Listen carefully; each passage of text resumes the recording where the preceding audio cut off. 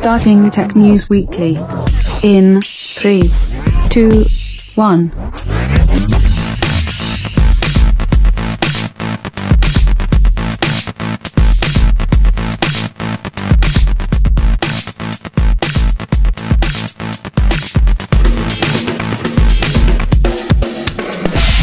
Hey everybody, welcome to Tech News Weekly. I'm your host, Andrew Zarin. Of course, I'm joined by John Bubb, as I meet you every week. How you doing, John?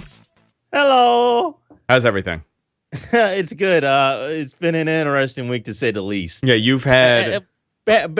on the back end for GFQ anyway. How many mental breakdowns have you had over the last week? In all seriousness. I think at least 3 or 4. At least 3 or 4. I mean, that I know of, I could count at least 3 myself. And I'll get these messages from John and people, if you don't know, John does all the back end work at GFQ. And I'll get like a message at like 11 o'clock and it's like, F this and F that, and this is not working. It's not going to happen. At first, I would react and be like, John, what's going on? Let's figure this out. Now, I don't reply for about 5 minutes. And if it hasn't been sorted out within 5 minutes, I'll write like, okay, what's going on? But generally, 90% of the time, within 5 minutes, he'll message me back and say, oh, okay, fixed everything. Never mind. So things are okay right now, right? Things are almost 90% done. Yeah, I think so, yeah. That's great. It's looking really good right now. Yeah, so we were supposed to launch the website in January. We delayed it to February. Now we're mid-March. And things like that happen. you know, for anybody that does websites, it's much easier to create a website from scratch. If you have 5 years of content to bring over and 5 years of certain plugins that you've used and certain ways that you've done things that may not necessarily be right now, it's a very difficult thing to transition over to a new site. And literally for the last 3 weeks, we have been just fixing everything that breaks once you bring it over. Yeah. But I think we're almost done. So we're going to talk about that later on in the show.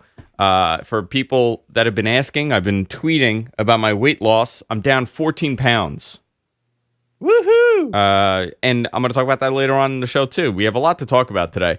John, let's talk about the iOS leak. iOS 8 screenshots have leaked out, and a couple interesting notes. Why don't you go into this? Yeah, it looks like we're finally getting a sense of the direction that Apple is going to take iOS 8.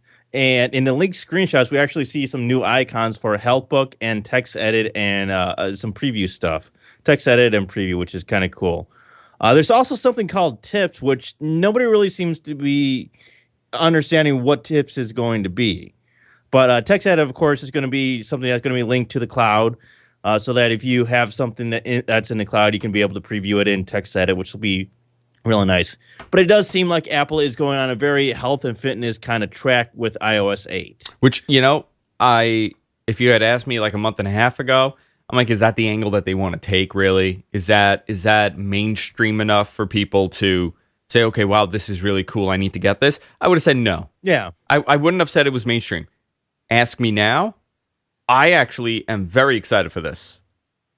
It's interesting because Apple has slowly been making a push for health and fitness. I think they kind of see that right now. I think it's still more or less a niche market, the health and fitness stuff, but I think it is becoming a larger market, and I think they also see the health and fitness niche in a way as the medical industry as a place to move to and expand their business. Well, I mean, where they don't have to rely 100% on consumers. Look at the success of the Nike Fuel Band. Look at the Fitbit. Look at all these, third-party devices that have been extremely successul in the fitness world. I don't know if I would say the Fitbit has been extremely successful as of late. As of late, I mean, they have problems, but I mean, they're names. People know these names. If you're into fitness, this is what you're using. Yes. Fitbit, not so much, but the Fuel Band, the Nike Fuel Band has been doing great. There's a Fitbit, and there's another one. I forgot the other one.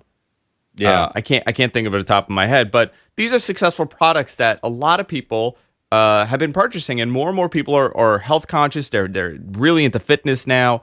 It's become a mainstream thing, and this really ties into what we anticipate as the Apple Watch. that we're supposed to be getting. So this kind of points in the direction of what this device is going to be. I don't think the iWatch, and we don't know if that's going to be the name, is necessarily going to be just a watch that's like a companion to your phone. But I do think that it is going to be primarily focusing on the fitness aspect, number one, and everything else is secondary. I think that's a great way for them to enter the market with something unique that we really haven't seen Samsung really put into. I know with the last line they're doing more fitness stuff, but Yeah, Samsung, in a way, though, it seems like they try to do these things, but they kind of just do them halfway. So they never really completely integrate everything the way that Apple tends to do things, you know? Apple will try to integrate it as much as possible to make it a really nice feature that works very well with the operating system, where Samsung will just throw everything in and see what sticks and hope that it works. yeah, I mean, this is actually pretty cool for the future of what the secondary device is going to be. I think the bigger story here is going to be what kind of monitoring is it going to do? Because apparently it seems like if you look at the image, John, it shows your heart rate. It probably shows calories burned because that's the burn. And I can't tell what that other thing is. Can you tell what that pink tab is up top? The pink tab. Yeah, like right up there. Not sure. Yeah. I can't really tell what that is. The new processor, I think it's the M7 coprocessor or whatever that Apple puts in their latest devices, have health monitoring technology in them, which is where they're moving to now, I think. Yeah, so there was a rumor a couple months ago that came out about the health book that they're talking about. And it's been a long rumor that they're going to be doing all this health stuff, and now we're kind of seeing the way that they're actually going to implement this stuff. yeah, and they're saying it's gonna really work with your vitals. So it's gonna be able to detect all this, information about you. But how is it going to do that without a secondary device that is probably strapped on your wrist? I mean, I think that's pretty cool for someone that's really into fitness, and you don't have to worry about getting the Nike one and getting the Fitbit. You just buy the Apple one. This is actually pretty cool, and I'm pretty critical of Apple. I am an Apple Mac user, but I'm pretty critical of them. I don't have an iPhone. I refuse to get an iPhone because I don't need one. I'm already engulfed in the iOS experience with my iPad and everything else that I have. But this may be enough. Something like this may be enough for me to say, okay, you know what? I think I'm going to dive in. I think I'm going to get this device. I think that might be true for some people. I think it's still for a majority of people, and it might not be until they actually announce it that people aren't generally into this thing. But then again, it's Apple. It's like once they announce a certain feature, it's like, oh, I got to have that. It's the best thing in the world. But look at what they've done. It's amazing. Yeah, but here's also the other issue that Apple has. No matter what they announce, right? It could be a phenomenal device. It'll be lacklustered when you compare it to the rumors that were leading up to the announcement. Yeah. It will never live up to the hype, and that is the problem that Apple has faced over the last 3 years, because really, how could you live up to the hype of every mock-up that's put up on the internet? And a lot of people go under the assumption that that's what's going to happen. We saw it happen with the iPhone 5 when Fox local affiliate in New York, did this huge story about the iPhone 5 release, and they were showing this video of it having like this curved glass, and it had a laser keyboard and all this crazy functions, and they were talking about it like it was real, and it was a mock-up on YouTube. Apple is one of those things where if there's any story to be done, people will do it just because people pay attention to Apple. Yeah, I mean, this is fascinating to anybody that's into fitness, but I mean, do you care about the health stuff? Like, you have an iPhone. Would the health book encourage you more to work out and to kind of burn more calories and kind of be aware of what's going on? No. You don't care about it? No. See, but the way that they're doing this, though, it does seem like they're doing it. It's there for the people that want it. But for the people that don't care about it, it's not going to be a problem because it's not a dedicated device like a Fitbit or a Nike Fuel Band. Yeah, and also, I mean, you don't have to go out and spend $200 or $100 on a Fuel Band or whatever it costs just to make your phone work or something like that. It's there to be enabled if you want that feature. Yeah, I'll give you an example. Stocks. Yeah, like the stocks thing. But I'm like a numbers junkie. Like I like seeing like the numbers of my health and my progress and how I'm doing. And I'm using an application right now and it does great stuff. I'm actually thinking about getting a Nike Fuel Band because I want more information about what I'm doing and just my heart rate and all this stuff. So I think what happens with a lot of people, they start getting these apps and you either go two ways. Either you get really obsessive about your stats and your calorie intake and all this other stuff, or it just doesn't appeal to you. I think for the people that are, already have a Nike Fuel Band, this is a great product if what I think is going to happen. Absolutely. Yeah. So, John, you were telling me this last week, actually early on in the week, that Sony and Panasonic have announced the archival disc, a new optical disc standard for long-term storage. Now, this has been a problem for many people that have CDs and DVDs, and even Blu-rays are plagued with this problem. We haven't seen it happen because Blu-rays are still new, but if you have a CD from 10 years ago, John, there's a good chance it's not going to work. Yeah. A very good chance, depending on, what kind of brand CD you bought. A lot of us have the Staples brand CDs, the CDRs that we bought a decade ago. And a lot of these discs are not good. And that is not a good way to store data because, eventually hard drives go bad. All these things go bad. People take a CD, they put a bunch of data on that, put their images, put their documents, put it away. 5-6 years later, they try to run it and the CD's not really running right. How many CDs would you like from the last 10 years? Is that 10 years? What brand are they? This is only half. Oh my gosh. Can I guess? Hold on. Can I guess them? Let me guess them before. Go ahead. You have the Staples brand. Well, I don't even know some of these. Max Tour. Yeah, Max Tour. No. No Max Tour. No, you know what? Maybe that white one is Sony. Do you have any Sonys? I don't know what it is. It doesn't even say on here. Maybe if I read the back of it. No, it's just a serial number. It's just okay. So it's like verbatim. But has that happened to you where you've Fujifilm? Oh, Fuji. Okay. Oh, here's one. Here's one for Memorex. Memorex. That's what I meant. Memorex, not Max Tour. Memorex. Maxell. Maxell. Okay. A lot of them are just Fujifilm. Yeah, Fujifilm. Actually, those are pretty decent. Those are pretty decent, actually. Those are pretty decent. Do you have any CDs that don't work? Oh yeah, I'm sure the majority of these don't even work. I mean, and we're not talking like they're damaged or anything. They just go bad after a while. What's the long-term? I've been keeping them in this CD case forever. So what's the deal with these new discs that Sony and Panasonic are going to standardize to the market? I think, well, right now, Blu-ray, the max capacity is around 40 gigabytes per disc. I think that's about what you can get with the Blu-ray. But really, for people like us, we need large amounts of storage. And this is going to be one of the ways that they're going to market the disc is that they're going to start out with a capacity of around 300 gigabytes. And they hope through further refinements to the signal processing that they'll be able to achieve 1 terabyte of storage on one of these discs, which is going to be amazing if you can get a terabyte on one of these discs. But it's going to start out at 300 gigabytes, which we'll see hopefully by summer of 2015. I mean, I guess a lot of, when you're talking about the movie industry, obviously this is going to be something that's going to be used in the movie industry because quality is getting better on these films, higher resolution with 4K coming up, 8K possibly in the future. So I could understand the expansion in storage per disc because you don't want to have 15 different discs for, one thing. I mean, that's how it was with DVDs.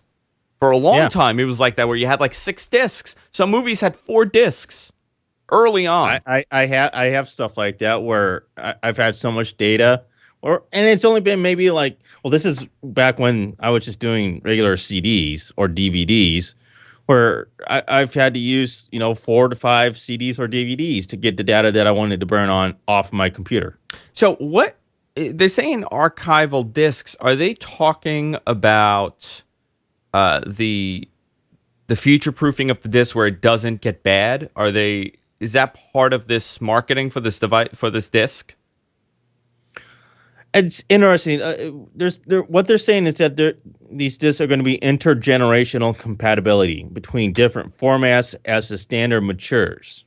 Okay. So what they're saying is that this is going to be a format that's going to come out by the summer of 2015 that'll support maybe 300 gigabytes. But over its generation, as this technology that they're introducing matures, they're going to ensure that it's still compatible with these discs that they started out with in the very beginning. Okay, because when you look at uh, like let's talk about who's archiving content. Like this is good for media, like from the movie studios, but do you know anybody that's archiving content onto CDs and DVDs still? I can't think of anybody that would do that. Number one, yeah, we have flash drives and we have SD drives that we could put it on, but we have the cloud, and it's literally you could put whatever you want. It's you're paying a couple bucks, but you never have to think about a CD ever again, just sitting there. It's interesting. I'm wondering whether or not this is going to end up taking off, or if it's going to be it's one of those products that it exists, it's there, but not that many people use it. Like, how many people still burn DVDs and CDs? Even Blu-rays. Yeah. How many people burn Blu-rays? If you're not like, here's what I'm thinking: the majority of people that probably still burn Blu-rays and DVDs are people that are pirating movies or something like that. I don't know anybody that has burned a DVD, a Blu-ray ever. Not one person. I've never burned one. I don't know one person that has. I mean, because it's essentially you're not thinking about it, because a lot of people are watching the content on their laptops, obviously, and the computers, but a lot of people have Netflix, and I don't think people are going crazy to get a Blu-ray. No, they're not. So but then again, consumption of media has changed quite a bit. We're no longer relying on physical media. And that's kind of the problem here, is that this is physical media. Yeah. And the majority of people, consumers, for the most part, do not rely that much anymore on physical media. I mean, since we're talking about the cloud, let me just go into this story. Google reduced its price, the rate for cloud storage, tremendously, actually. This is actually unbelievable. Google Drive early in the week announced that 100 gigs, which was $5 a month, is now $1.99 a month. Wow. 100 gigs of storage on Google Drive. And obviously, you can store whatever you want on Google Drive. It's not necessarily just documents. 1 terabyte, my phone is excited, 1 terabyte is $9.99 a month, and 10 terabytes is $99.99 a month. This is very good pricing. And you know what? This is much better than Dropbox. How so? What in your opinion makes it better than Dropbox? What am I paying for Dropbox right now? Let's find out. I'm paying much more than that for 100 gigs. I'll tell you that. Really? I believe so. Let's see their pricing plan. But you're paying for are you paying for the business Dropbox? I'm paying $9 a month for 100 gigs. Okay, so that's about a little less than $120 a year. Oh, yeah. I'm paying $9 a month for 100 gigs. With Google, I would be paying $1.99 a month for 100 gigs. Yeah. If I wanted more, if I wanted 1 terabyte is $9.99 a month with Google.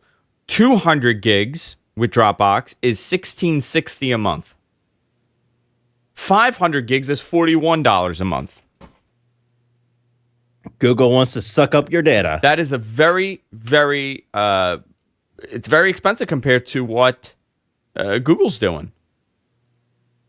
It is. Do you think that do you think Dropbox and these other cloud storage services are going to try and change their pricing, their cost in line with Google now? I think they're going to have to. They're going to be forced to do it, because it'll be essentially bad for them. I mean, in every sense, if they don't become competitive with them, because everybody has a Gmail account. Oh yeah. So I just think people need to get in the mindset that, okay, this is where I put my cloud storage, where Dropbox has really been king for that. When you think of cloud storage, you think of Dropbox. For a lot of people. I don't know. I mean, for me, I have the 100 gig account. I was paying $4.99, and I mean, I just went on, I just swapped it to $1.99, and that was it. I'm saving $3 a month. This is great. Wow. So I just think it's fascinating that they're getting really competitive with the cloud storage, and they do want your data. That's also true. They want all your data. Pick a story, John. Why don't you go with something?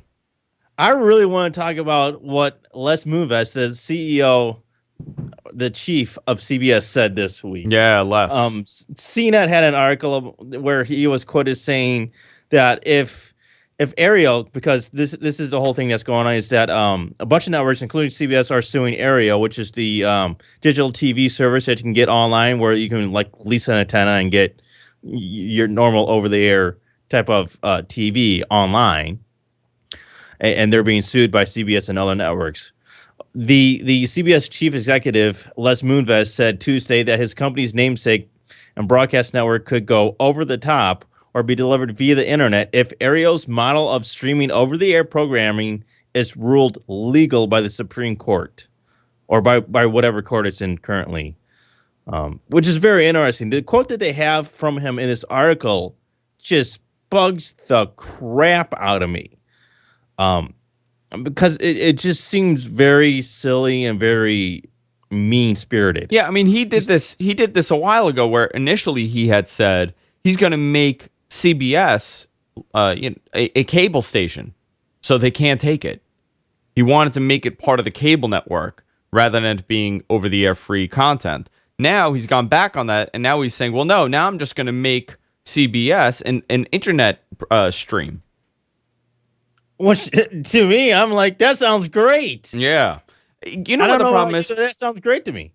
The problem with this is, and I was reading about this, it's not about local ads, because I was thinking it's probably an issue if I have Aereo in New York and I'm traveling to, let's say, Kansas City. I'm not going to get the CBS local affiliate in Kansas City. I'm going to watch the local New York channel. That's not the problem. The problem is they want licensing fees because Aereo is making money off of CBS programming, technically. So they're saying, well, listen, technically, you're making money. Here's what he says. Yeah. He says, if the government wants to give them permission to steal our signal, then we will come up with some other way to get them our content and so get paid for it. Basically, it's just, give me your money or else. And to me, this stuff it doesn't fly with me. This guy is just, I can't say the words that I want to say. Yeah. To me, it's bizarre because it's CBS's CBS. Well, that's known to a lot of people what Les is. But when you sign up for Aereo, for people who don't know, by the way, they're a New York company. They're based not too far away from me in a warehouse. Essentially, what you were doing, you were leasing an antenna from them. You're paying them monthly for an antenna, and that antenna grabs the over-the-air signal, and they stream it to you over the web. And you could record it because it has DVR capabilities. So essentially, you have an antenna remotely located somewhere else. You could technically do that with a sling box, right? I have a sling box. I go away. It's technically the same thing, except that the antenna is actually in your home now. Yeah. Like with a sling box, it's in your house. With this, it's somewhere totally different. And they're just sending the signal over the internet. They want a piece of that monthly fee that they are charging their members. Because according to them, they're profiting off of CBS programming, and they're not paying them licensing for it. They want licensing from Aereo. I think in a way, they're going to end up having to pay licensing. But in a way, the way I see it is that they're doing more, though, because they're providing an infrastructure of being able to get that content to you. Sure, but who owns the content? But what difference does it make if they're providing the infrastructure just in order to get you the content? What, to me, it's a very gray area.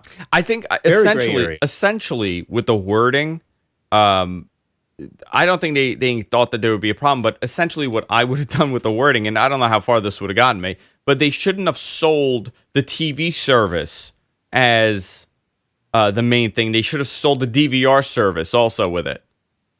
You know what I mean? Like the DVR service should have been the thing that they're charging you for. The antenna is what they're charging you for. They're not charging you for content. So I don't know how their wording has been, but you still get commercials. You do. You still get the commercials.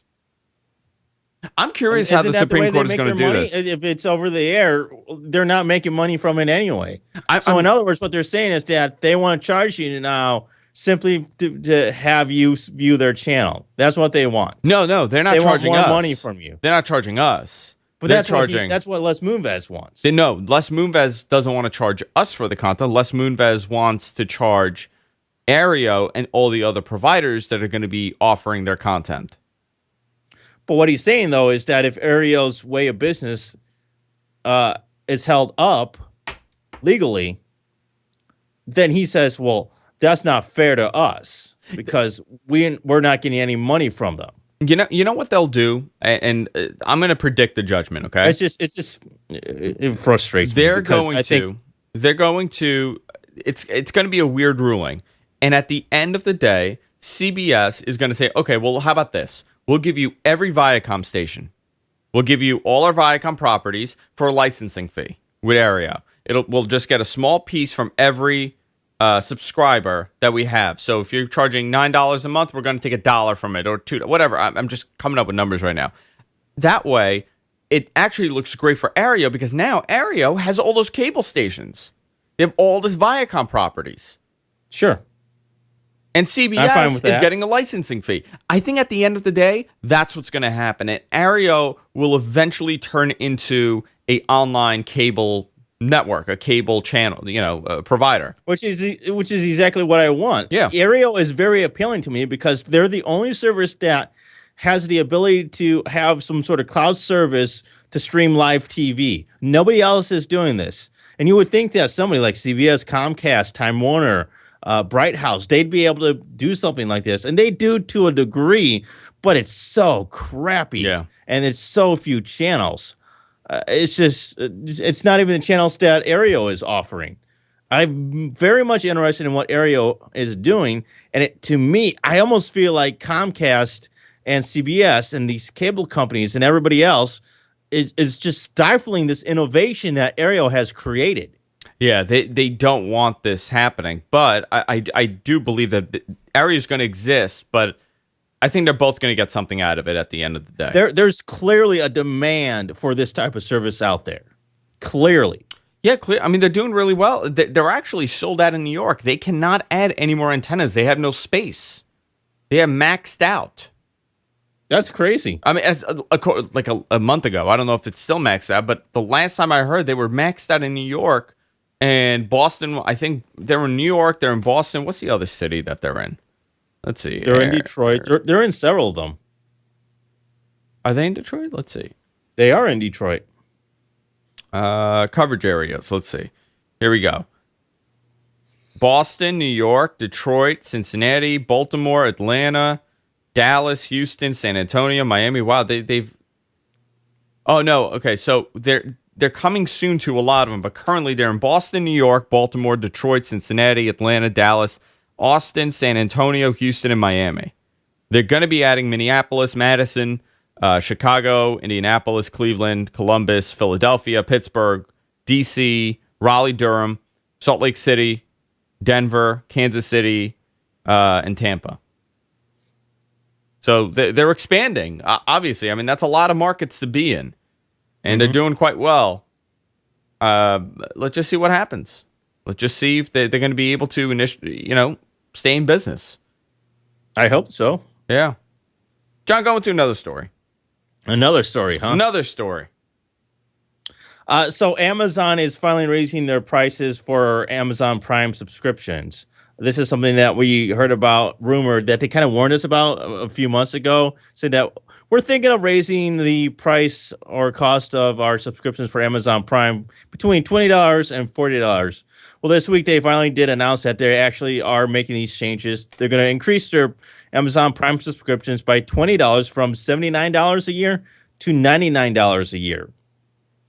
In large part, they're saying that this is due to the cost of fuel for delivering packages and also the cost of their new streaming services.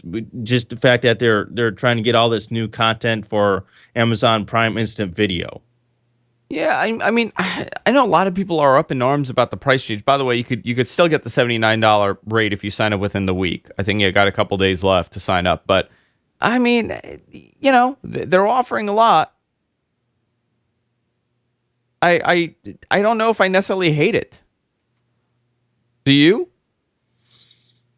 $20 more. It could have been more. Yeah, that's my concern is that I'm okay. I'm not thrilled that it's going up by $20, but I'm also happy that it's not going up $40. But I'm also worried that, okay, what if in a year or two they decide, all right, we're going to do another $20 increase? At that point, I'm really going to say, but you know what it comes down to, John? You know what it comes down to? How many things are you ordering from Amazon a year? Are you ordering $100 worth of shipping a year from there? Are you speaking to me personally? Or are you talking about everybody that shares the Amazon Prime account that I'm on? You personally. Personally, not worth it. Okay. So I actually order a ton of stuff, and I next day everything, or 2-day everything. It would end up costing me a lot more than $100 a month, $100 a year for the shipping alone. That, for me, it's worth it. I don't necessarily use the Amazon Prime Video. I have brought a couple things, and it's really good stuff on there. But for me, $99, it's still making sense. Where does it stop making sense? Maybe $150 a year. Right? I mean, I got to do the math. I'm actually curious. Well, that's a cable subscription at that point. It is a cable. $100 at that point, I better be getting everything on Amazon Prime for free. Yeah, it really comes down to how much are you ordering from Amazon? Is it worth it if you're buying 5 things on Amazon a year? No, absolutely not. How many things are average people buying? I don't know. That's what I'm curious about. And the way that they make money from this, is actually brilliant. People sign up for Amazon Prime for the $99 a year for the shipping. They don't order $99 worth of shipping. Yeah. So that's how they're making their money back, by offering such low rates. It's actually brilliant. Most people are not going to, I don't think most people use $100 a year. I wouldn't. A lot of stuff has free shipping anyway. But that's just me, If you combine everybody that is in the Amazon Prime account that I have, it's worth it, I think. But if it was just me and only myself, it's not worth it. I just don't order enough stuff that negates the $100 fee. Yeah, it's for some it is worth it. For others, it's not. I'm not saying that it's not something that people shouldn't be interested in, because it's not just the shipping. You also get some Amazon Prime Instant Video stuff. Yeah, which granted it's a little light, but it's a little light. It's pretty limited. Yeah, it's pretty limited. Mom sues Google after 5-year-old spent $65 on virtual currency. A New York woman whose child spent $65.95 on digital crystals has filed a lawsuit on behalf of other parents across the U.S. claiming that the Google Play Store is full of games and apps that lure children into spending money. This is such a BS case. You know what? Take care of your own kid. Why don't you look at what your kid is doing? Why are you not aware of everything that's happening? Andrew. Hold on now. Go ahead. You're wrong in this, Andrew, because look, once you buy an application, you have 30 minutes that you don't have to have some sort of password in order to do an in-app purchase. Okay. So you absolutely have to have Google held accountable for this. You can't have 30 minutes of initial activity where anybody can buy an in-app purchase. The case actually mirrored a similar case brought against Apple over the so-called bait apps that are typically free to obtain and encourages users to spend in-app purchases. Apple paid $5 million to settle the case in 2013 and also paid a related $32.5 million fine early this year.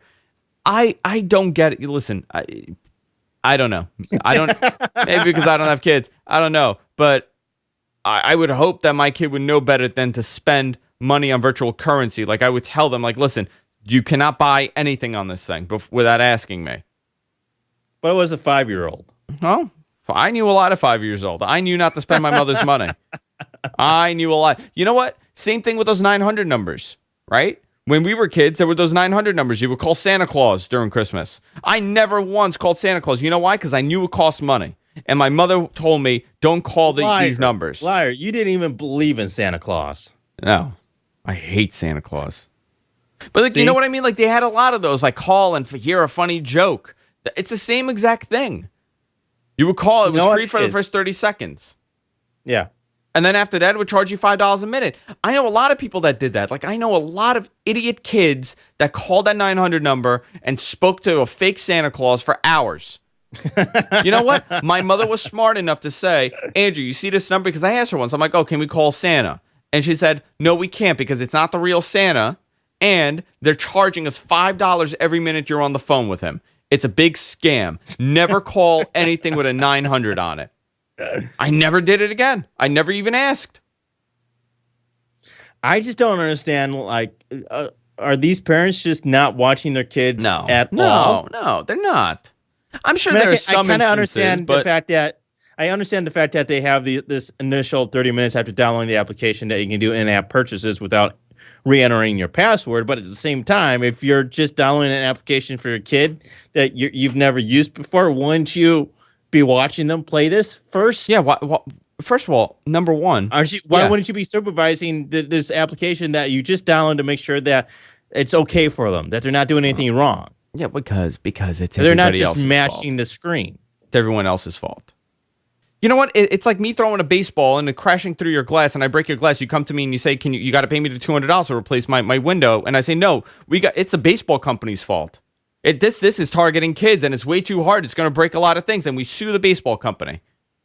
I don't think a 5-year-old would know better. I think they're more or less just pressing buttons on the screen and they don't really understand. Yeah, but it's the parent's job to inform the kid.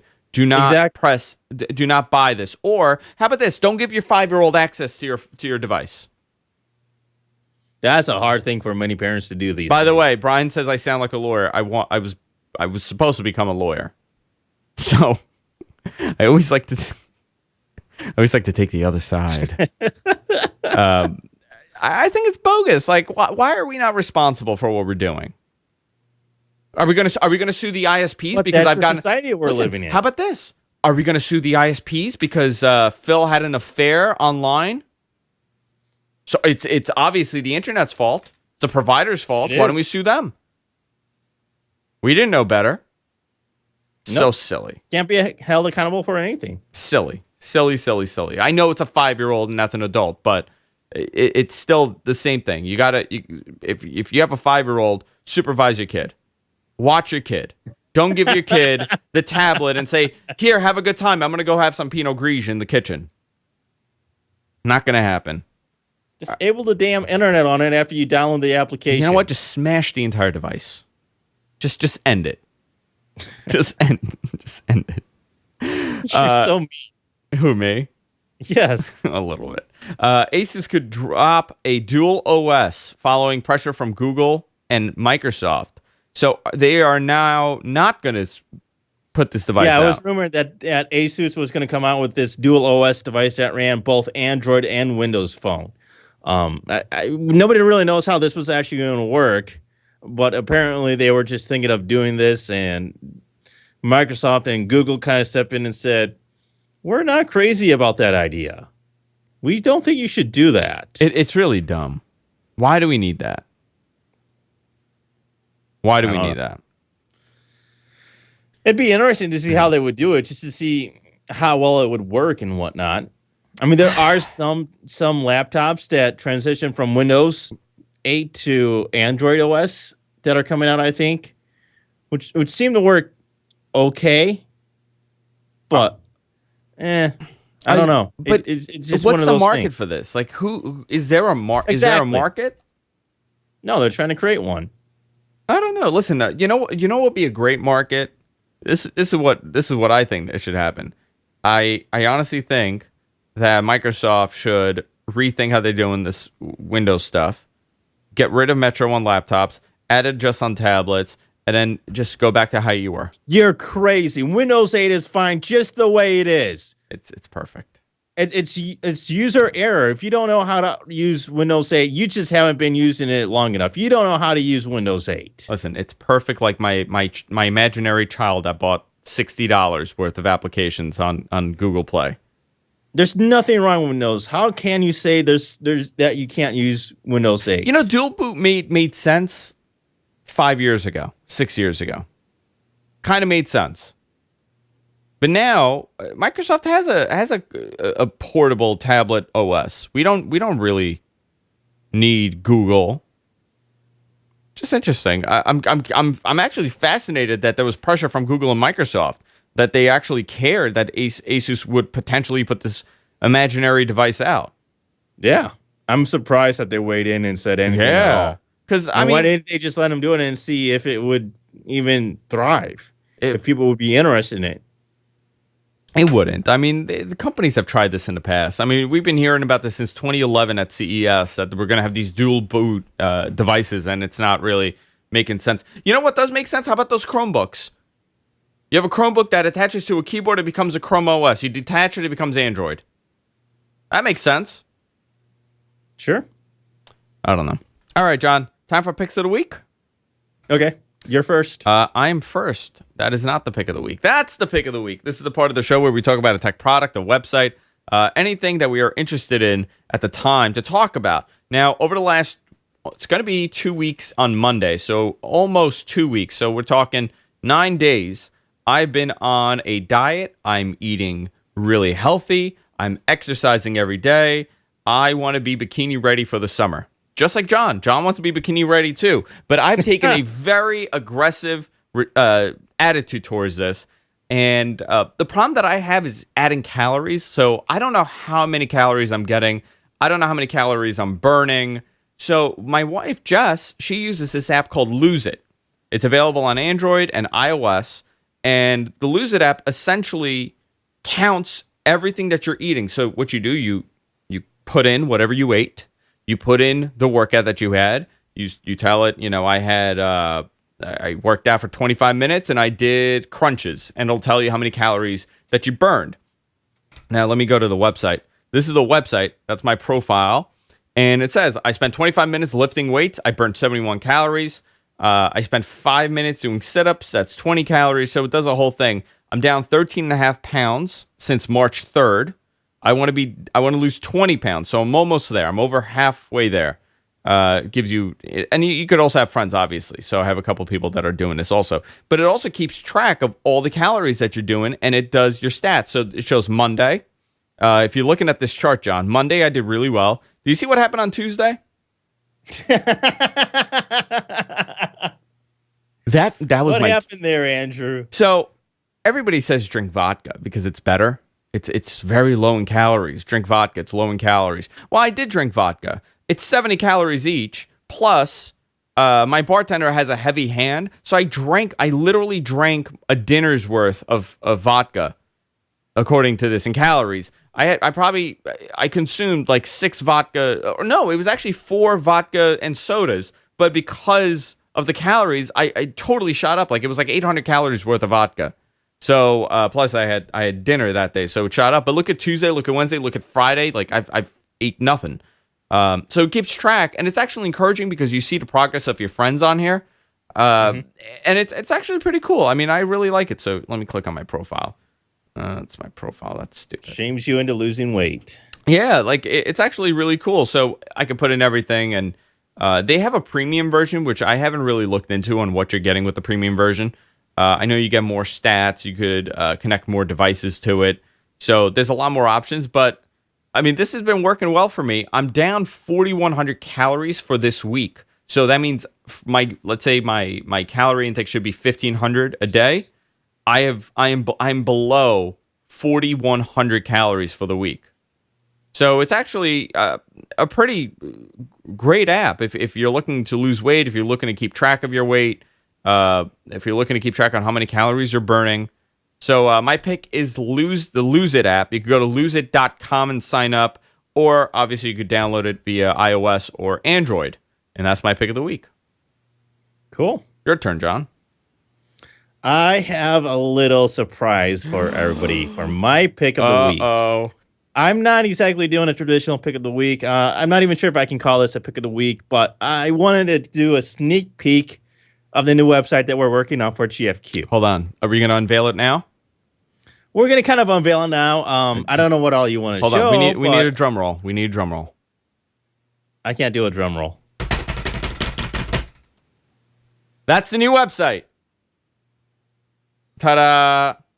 So go into And this is something we've been working on since October. Yeah, I mean, it's pretty cool.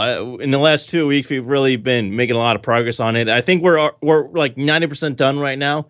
We're hoping to launch by next week. I know we say like this week, but there's just so much that you have to do. All these bug fixes once you get your content ported over and all this other stuff that you got to do. But I'm very excited about launching this website. It's going to be so much better than what we have now. So why don't we go into a post and show what a post looks like? The post layout is absolutely amazing, and it does so much more organization compared to what we have now. Everything is nicely laid out. You have the video there, audio and subscribe buttons, and just general information. It's very well laid out. Great thing about this theme that we're using, it's responsive. So it'll look great on any device that you have, whether it be an iPad, a smartphone, your Android, whatever it is, it's going to be responsive and resize according to whatever you're on. Yeah, I this actually looks great. I'm really happy with the way that it's been going. So here's the shows page. So you could click, it gives you a list, obviously, of all the shows. And let's click on something. Let's click on info and subscribe. Oh, that's not linked yet, right? No, I didn't change every link over yet. Okay, so it's still being worked on, but that's just a little sneak peek of the page of the new website. Looks great. I'm sure it'll be my pick again once we actually launch it. So. Yeah. So it's a little sneak peek, sneak peek of what we have in store. And this is something that we haven't shown to anybody. It's been strictly me and Andrew that have only ever seen this design. Yes, you are the first and only to ever see it. Tell anybody, we're going to kill you. Yeah, if you tell anyone, we're coming after you. The barrier will come after you. If you don't know that reference, barrier. Watch the free-for-all. The barrier. John, thanks for hanging out with me today for an hour. It was fun. Yep. I don't get to see you that often. We never talk. Never. You can follow John on Twitter at Suncast. You can follow me on Twitter at Andrew Zarian. Guys, you can follow the GFQ Network at GFQ Network. And also, if you want to support us, you want to help the GFQ Network out, you want to help us expand and do some really cool stuff, use our Amazon affiliate link. It doesn't cost you anything. Whenever you buy something on Amazon, you could use our affiliate link. You could click on the link on our website, or you could go to gfq.co/Amazon. That's gfq.co/Amazon. Bookmark the link, and every time you buy something on Amazon, use it. We get a couple % here and there. I think it's like 7% from every sale. But you know what? It goes a really long way at the end of the month. It's actually a significant amount. It's unbelievable. And every time we do an upgrade, like we ran a lot of new wires. We're going to be doing some video changes here at the studio. I think it was like $800 worth of cables we had to buy and a couple other things. Sick. I just used the Amazon link. I didn't spend a dime. You guys bought it for me. It's unbelievable. So you could use our Amazon link by doing that and subscribe to the show. iTunes. We're on everywhere podcasts are available. Just look up Tech News Weekly and we're there. I want to thank you guys for tuning in, and we will all see you next week.